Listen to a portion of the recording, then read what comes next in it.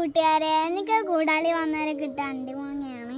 അപ്പോൾ ഇതിനെ ഞാൻ കുറേ സമയമായി ഈ കഥ പറഞ്ഞിട്ട് തിന്നാൻ വേണ്ടിയിട്ട് കുറേ സമയമായി കൊതിച്ച് നിൽക്കുന്നു.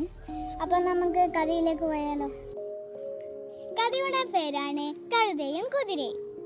ഒരു വ്യാപാരിക്ക് ഒരു കഴുതയും കുതിരയും ഉണ്ടായിരുന്നു. അയാൾ കഴുതയുടെ മുകളിലായിരുന്നു സാധനങ്ങൾ ചന്തയിൽ കൊണ്ടുപോകുന്നത്. കുതിരയെ അയാൾ സവാരിക്കും ഉപയോഗിച്ചു. അങ്ങനെയിരിക്കെ ഒരു ദിവസം വ്യാപാരി കഴുതയുടെ പുറത്ത് ധാരാളം സാധനങ്ങൾ കയറ്റി. കുറച്ച് നടന്നപ്പോഴേക്കും കഴുത ക്ഷീണിച്ചു, തളർന്നു. കൂട്ടുകാരാ, ഇത്രയും ഭാരം എനിക്ക് താങ്ങാൻ കഴിയില്ല. കുറച്ചു ഭാരം പങ്കുവച്ച് എന്നെ സഹായിക്കാമോ? കഴുത കുതിരയോട് ചോദിച്ചു.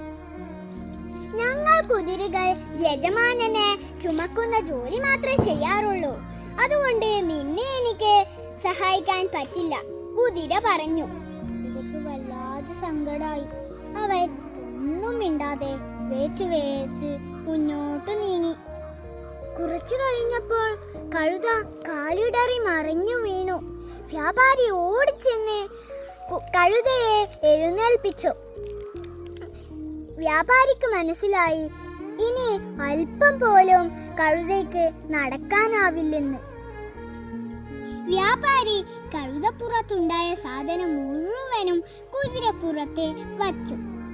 കുതിരക്ക് എതിർക്കാൻ പറ്റിയില്ല.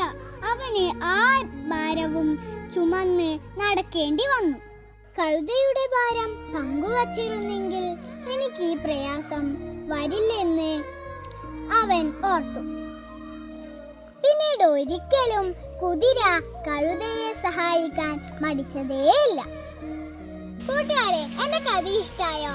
അപ്പൊ ഞാൻ ഈ അണ്ടിമാങ്ങ ടേസ്റ്റ് ചെയ്തിട്ട് വേഗം വരാം കേട്ടോ. അപ്പൊ വേറൊരു കഥയായിട്ട് പിന്നെ കാണാം. ബൈ.